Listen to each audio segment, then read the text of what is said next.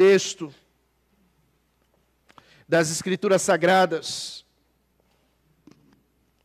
uma palavra, uma visão profética dada por Deus, através do profeta Ezequiel.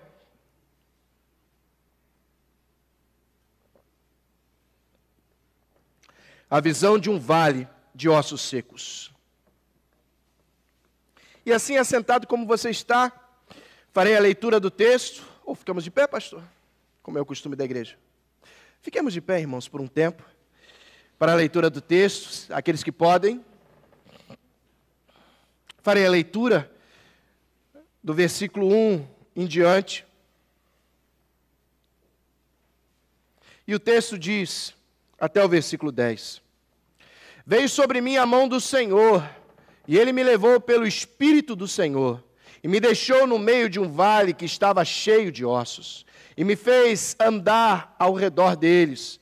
Eram muito numerosos na superfície do vale, e estavam sequíssimos. Então me perguntou, filho do homem, acaso poderão reviver esses ossos? Respondi, Senhor Deus, tu o sabes. Disse-me ele, profetiza a esses ossos e dize-lhes, ossos secos, ouvi a palavra do Senhor. Assim diz o Senhor Deus a esses ossos, eis que farei entrar o Espírito em vós, e vivereis, porei tendões sobre vós, farei crescer carne sobre vós estenderei pele, e porei em vós o Espírito, e vivereis, e sabereis que eu sou o Senhor. Então, profetizei segundo me fora ordenado. Enquanto eu profetizava, houve um ruído, um barulho de ossos que batiam contra ossos e se ajuntavam, cada osso ao seu osso. Olhei e eis que havia tendões sobre eles, e cresceram as carnes, e se estendeu a pele sobre eles, mas não havia neles o Espírito. Então ele me disse, profetiza ao Espírito, profetiza, ó filho do homem, e dize-lhe, assim diz o Senhor Deus, vem dos quatro ventos, ó Espírito, e assopra sobre esses mortos, para que vivam. Profetizei como ele me ordenara, e o Espírito entrou neles, e viveram, e se puseram em pé, um exército sobremodo numeroso. Amém. Graças a Deus pelo Senhor e pela sua palavra. Vamos orar outra vez? A palavra está aberta diante dos nossos olhos. É o Senhor, através do seu Santo Espírito, quem fala aos nossos corações. Oremos. Senhor, nós te agradecemos por essa noite especial, por esse tempo em que estamos reunidos com este propósito de falarmos do teu amor, de falarmos da tua palavra. Te agradecemos porque desde cedo temos ouvido a tua voz, através do louvor, das ministrações, da oração, e agora de maneira especial, no momento principal do nosso culto, quando abrimos a tua palavra, sabemos que o Senhor falará conosco através do teu Santo Espírito. Que não seja eu, Senhor, que seja de fato uma palavra, uma mensagem que venha dos altos céus para o nosso coração. Que sejamos edificados pela tua palavra, que sejamos quebrantados pela tua palavra e que possamos sair daqui, Senhor, desafiados e cheios da presença do teu Santo Espírito. Te agradecemos, oramos e fazemos isso no nome santo do Senhor Jesus. Amém. Amém. Você pode tomar o teu assento. Ainda nos preparávamos para uma viagem missionária ao Paraguai, essa viagem de curto prazo, no ano de 2012, e eu já sentia no meu coração, naquele ano de 2012, que 2013 seria o meu quinto e último ano à frente da igreja onde estava, a Igreja Presbiteriana Betânia. Agosto de 2012 eu comuniquei ao conselho e disse, irmãos, eu sinto isso no meu coração, que 2013 será nosso último ano, quinto e último ano aqui.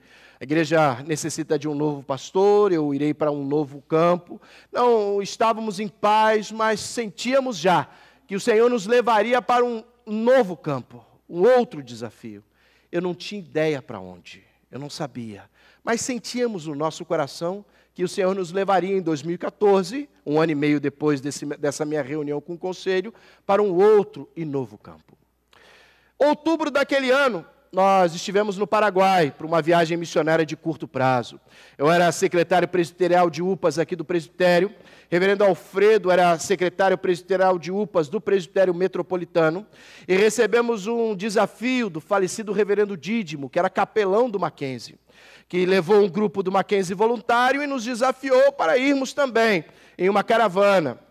Em Hortolândia tínhamos um grupo chamado Geração ID, que era formado por jovens e adolescentes das 4 igrejas presbiterianas de Hortolândia. E passamos ali para essa viagem missionária de curto prazo. Por 10 dias, quase, estivemos ali no Paraguai. Visitávamos os lares, fazíamos uma tarefa nas escolas, especialmente, inclusive na escola presbiteriana da cidade onde estávamos, Concepción, interior do Paraguai. Ali permanecemos fazendo a tarefa de evangelização nas congregações rurais e no final de semana realizaríamos uma escola bíblica missionária naquele final de semana. E fomos até um bairro vizinho para convidar as crianças daquele lugar. Na época nós mal falávamos portunhol, quanto mais o espanhol, irmãos. Nem o espanhol e muito menos o guarani, que era o idioma ali daquele lugar. As crianças daquele lugar não falavam espanhol, falavam guarani. E conosco foi um garoto da igreja chamado Héctor, e o Héctor foi com a gente nessa tarefa de fazer o convite, e nós entregávamos a invitação ou o convite, e ele sempre dizia, ai criaturas, e depois mostrava as crianças e íamos até ali, apontava de novo, criaturas, vamos também. E eu falei ainda com a minha esposa, o Héctor deve estar bravo de estar com a gente aqui, porque ele fica chamando as crianças de criatura, criatura, criatura. Depois eu descobri, meu primeiro equívoco transcultural, eu descobri que no espanhol do Paraguai, criatura é criança. E ele dizia, tem crianças, a gente entregava o convite. Nesse meio tempo, enquanto entregávamos o convite, ele falava em guarani e convidava as crianças para o final de semana, um dos jovens que foi com a gente percebeu que nos quintais das casas havia um tipo de altar ali. E ele me chamou no canto e perguntou, pastor, o que é isso? Eu olhei sem saber e falei para ele, Renan, não sei. Vou perguntar para o Héctor, o que é? Chamei Héctor, perguntei para ele o que eram aqueles altares nos quintais das casas, e o Héctor nos disse que eram sepulturas. O bairro onde estávamos se chamava Calaverita. Até então eu não sabia que calaveira em espanhol é caveira. Ou seja, o bairro onde estávamos era o bairro da Caveirinha. E depois eu consegui compreender, à medida que o Héctor explicou, que eram sepulturas de crianças. Que aquele lugar era tão pobre, que as famílias daquele lugar eram tão pobres, que quando morria uma criança, eles tinham autorização para sepultar a criança no quintal da casa. O nosso choque é perceber que ao menos 80% das casas daquele lugar tinham uma sepultura como aquela. Ou seja, ao menos 80% das famílias daquele lugar tinham sepultado uma criança em tempos recentes no quintal da casa. E ali eu entendi. Ali eu entendi que nós estávamos no meio de um vale de ossos secos. De gente que não conhecia acerca de Jesus Cristo. De famílias que viviam em uma miséria absoluta, a ponto de que, quando morria uma criança das mais diversas causas, eles não tinham dinheiro para sepultar a criança no cemitério e podiam ter a autorização e sepultavam a criança no quintal de casa. Ali, voltando daquela viagem missionária, nos sentimos tocados por esse desafio de ir para um vale de ossos secos, como foi levado o profeta Ezequiel. Veja o texto que eu li com você.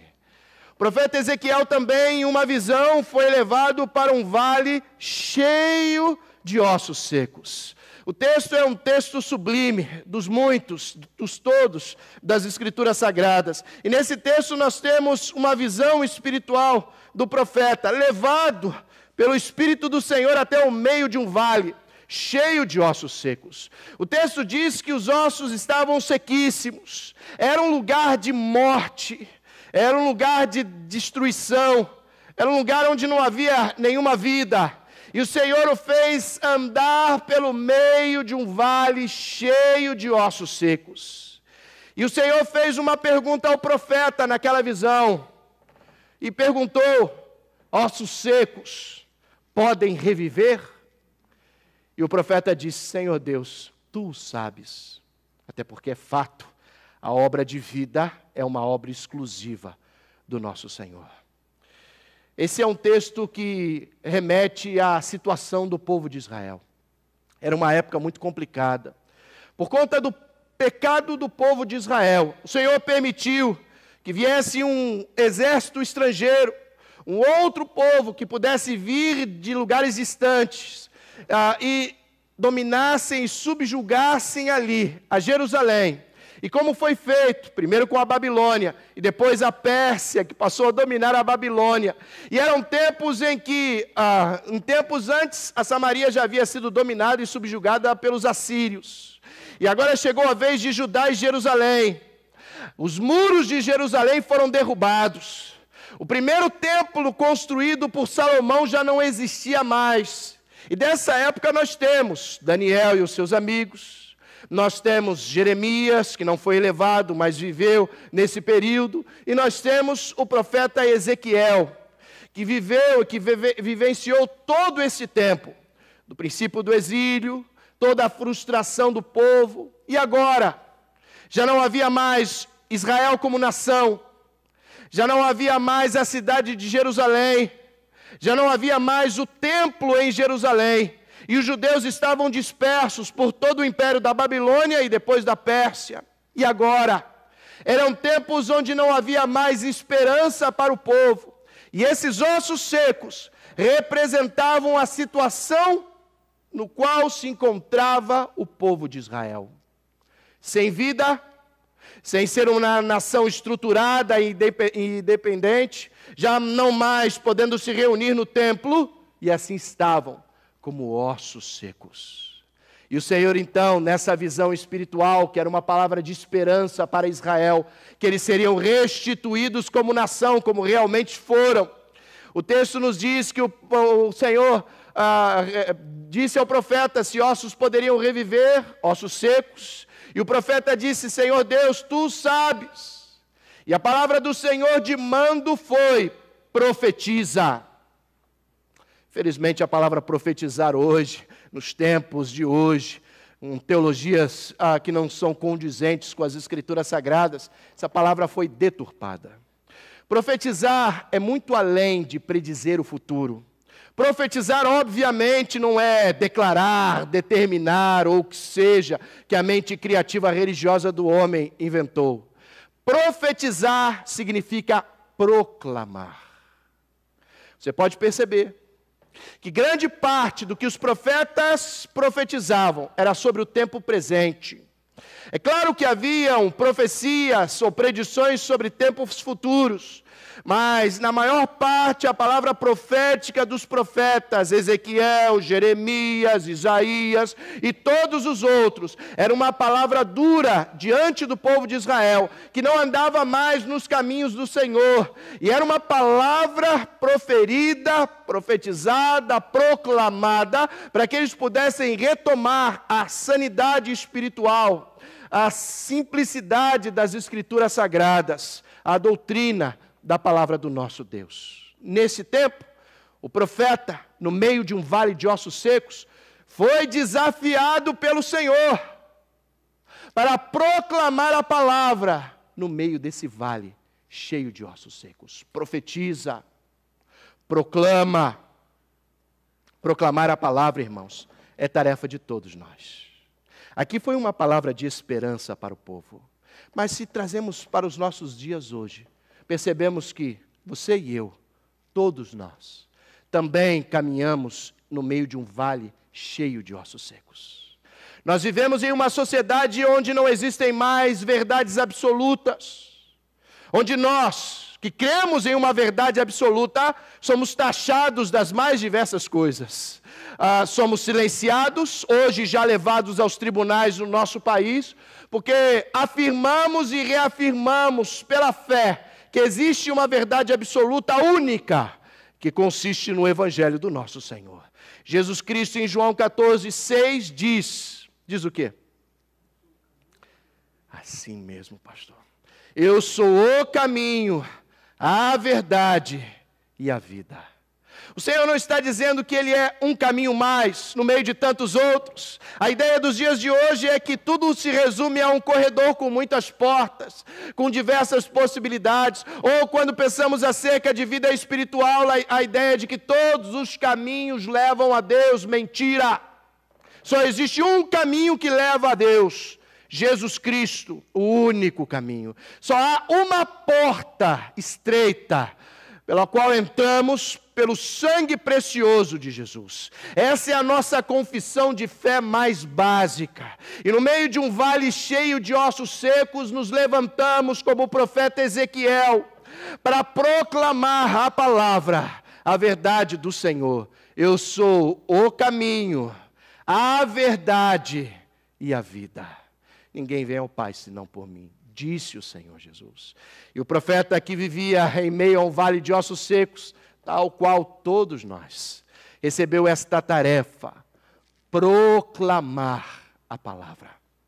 Como eu disse, uma tarefa dada ao Senhor para todos nós. Você não pode dizer, eu não evangelizo porque eu não tenho dom. Eu não prego porque eu não tenho dom.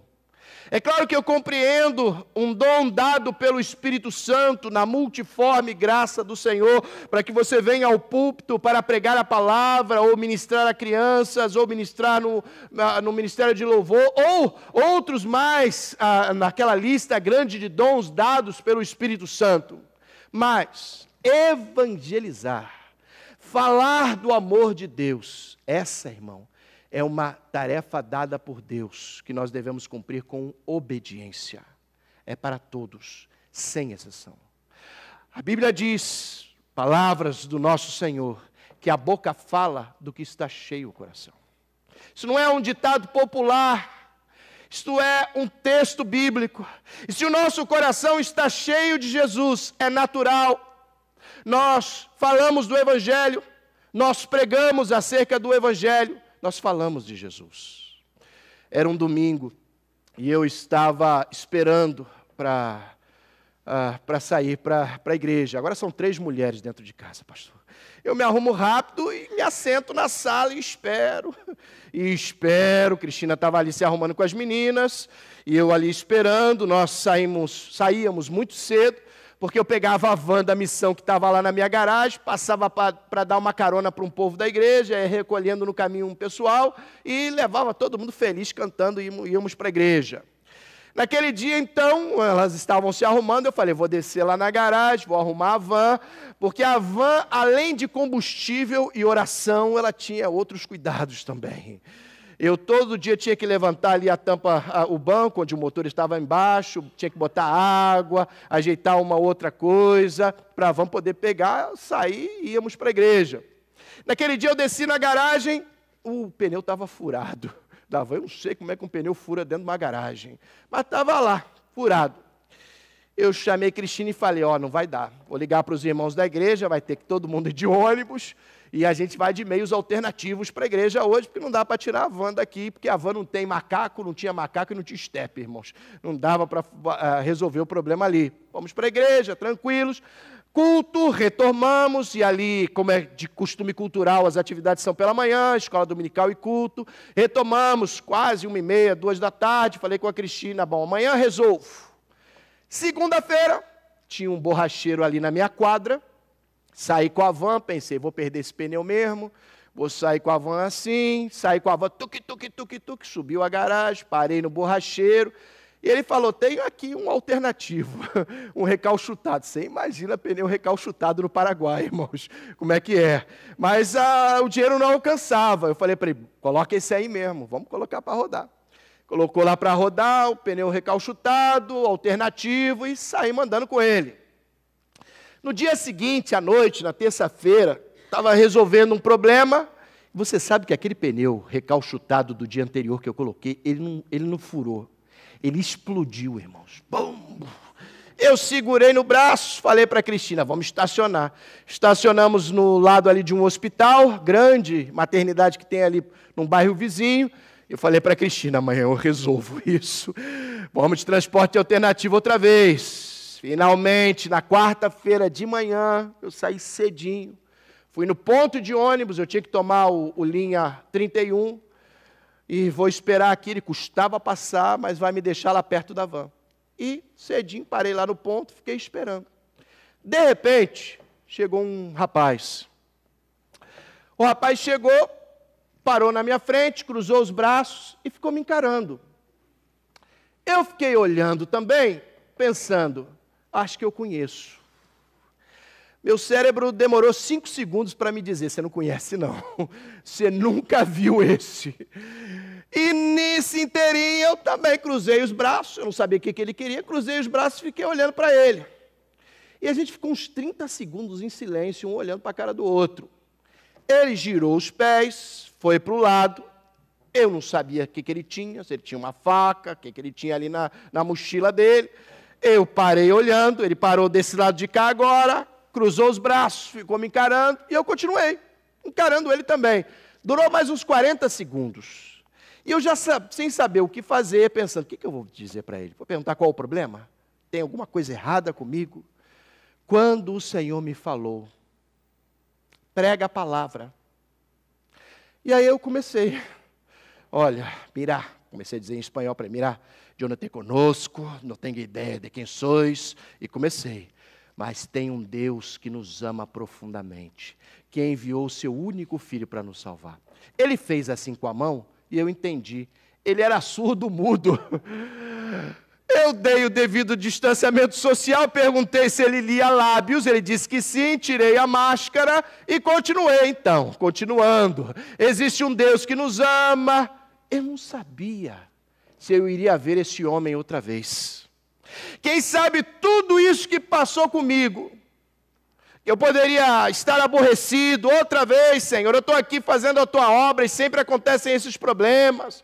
Eu podia estar aborrecido, reclamando com Deus, mas quem sabe tudo isso aconteceu para que eu estivesse ali naquele instante, naquele momento, para encontrar este rapaz, que não podia escutar, que não podia falar, mas que podia me entender quando eu pregasse acerca do Evangelho de Jesus.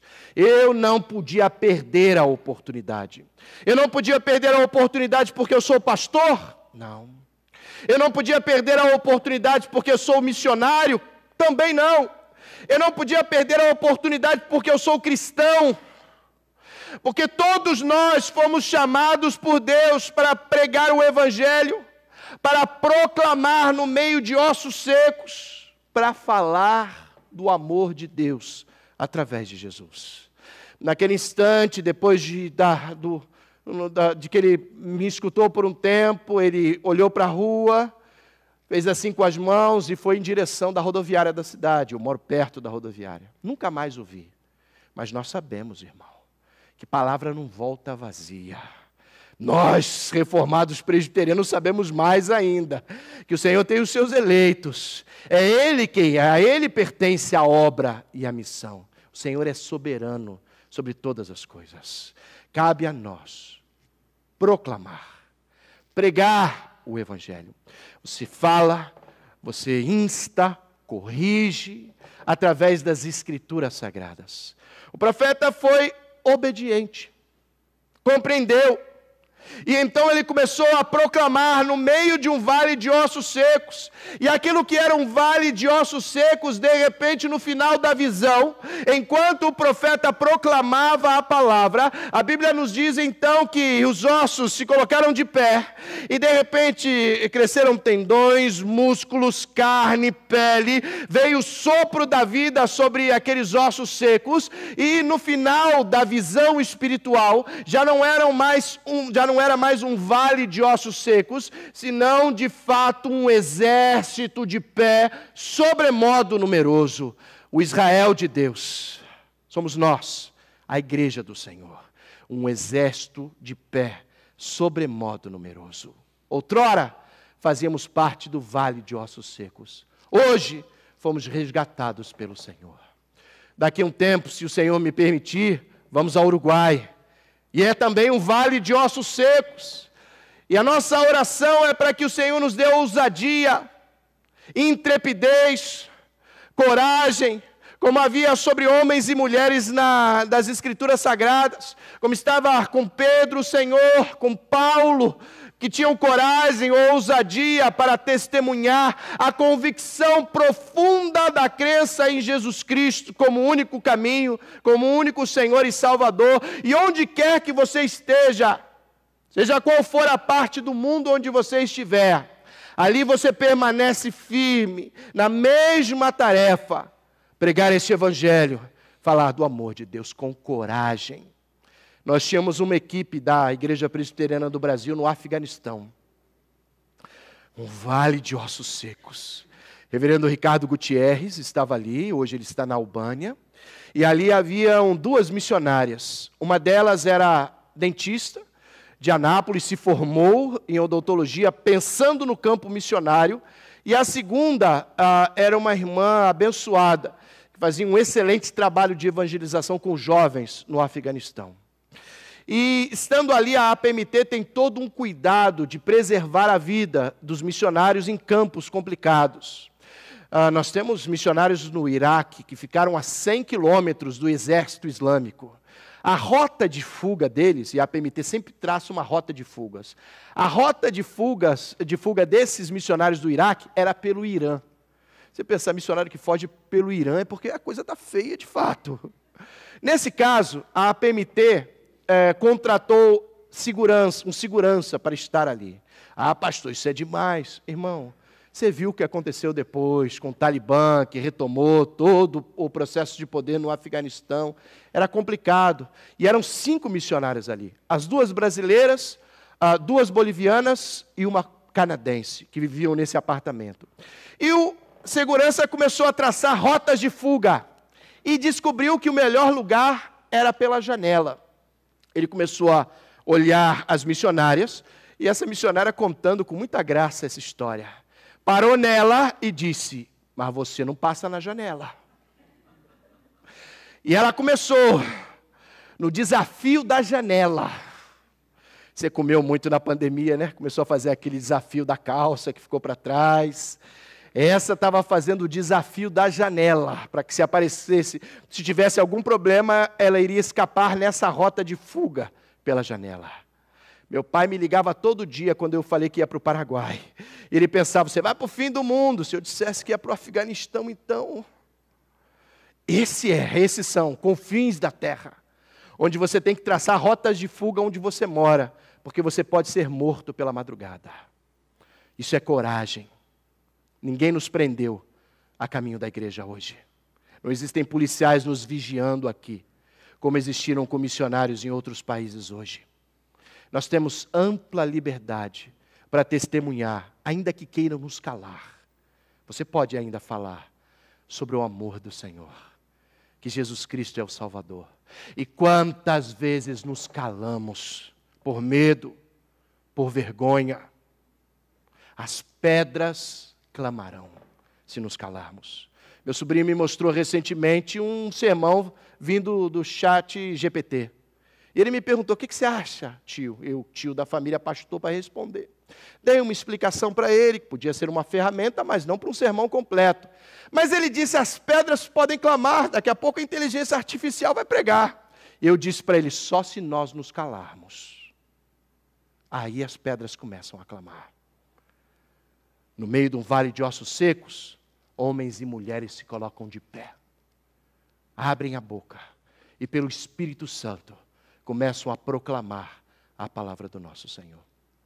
Que assim seja, irmãos, conosco. Que permaneçamos como uma igreja que proclama no meio de um vale de ossos secos. Que na sua semana que retoma, amanhã, se você já começa a semana no meio de um vale de ossos secos, que você se coloque de pé como estava o profeta, proclamando a palavra do Senhor. Que assim seja, no nome de Jesus. Amém. Graças a Deus. Amém, pastor.